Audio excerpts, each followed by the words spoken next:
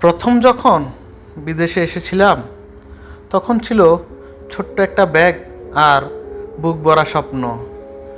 পরিবারকে একটু ভালোভাবে রাখার ইচ্ছা আর মা বাবার মুখে হাসি ফোটার। মা বলতেন, বাবা কবে আসবি? আমি বলতাম, এই তো মা, সামনের ঈদে ইনশাল্লাহ আসবো। কিন্তু ঈদ আসতো, ছুটি মিলত না। ফোনে শুধু মায়ের কণ্ঠ শুনে চোখ ভিজে যেত। এখানে কাজের পর মন খালি লাগে। মসজিদের পাশে বসে দেশের আকাশ কল্পনা করি।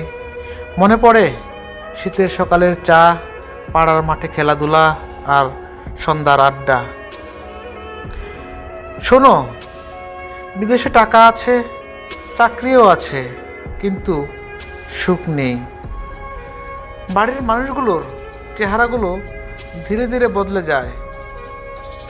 সময়ের সাথে অনেক কিছু মিস করে ফেলি আমরা।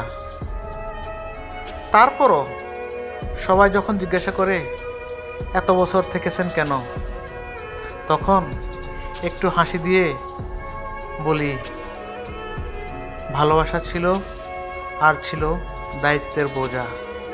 কারণ ভালোবাসা সব সময় কাছে রাখার নয়, অনেক সময় দূর থেকেও তার দায়িত্বটা পালন করাও ভালোবাসা।